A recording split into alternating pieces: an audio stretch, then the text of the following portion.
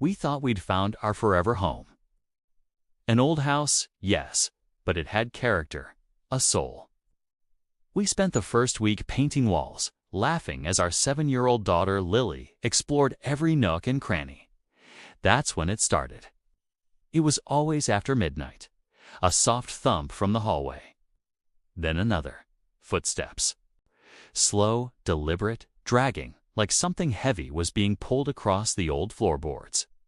My husband, Tom, would grab a flashlight, his face a mask of tired frustration. He'd walk the halls, check the locks, and find nothing. "It's just the house settling," he'd say, but his voice lacked conviction. The sound of his own heart, he told me later, was louder than the creaking wood. Then came Lily. She started talking to someone in her room. We'd stand outside her door, listening.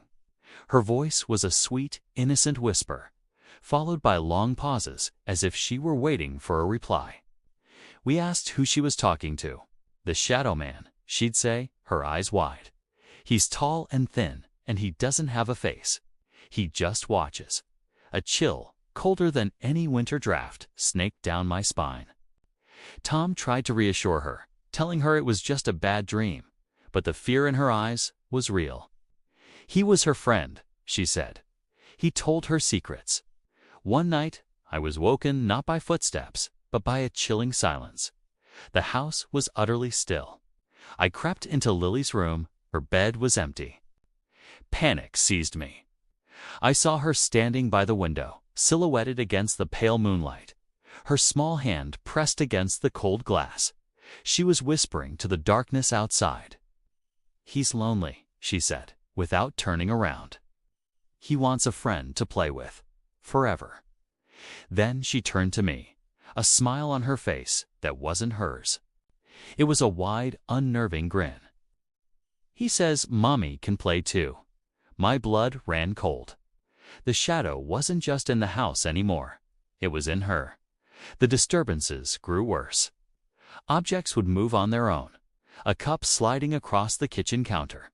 A rocking chair in the nursery swaying violently, its creaks echoing through the silent house. The air grew heavy, thick with a sense of being watched. We found an old, leather-bound diary hidden beneath a loose floorboard in the attic.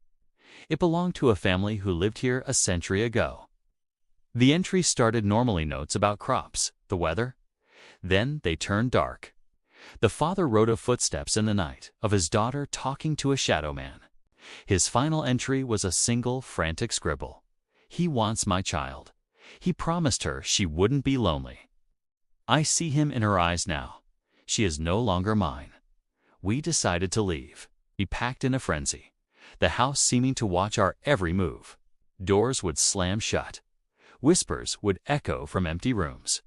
As we were loading the last box into the car, I did one final sweep.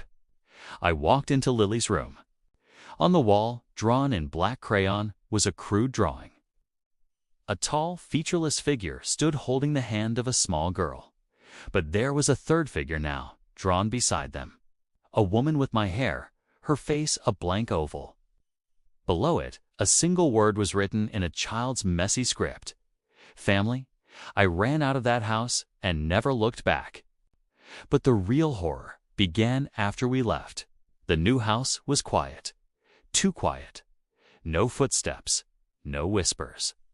The first night, I tucked Lily into bed. She hugged me tight.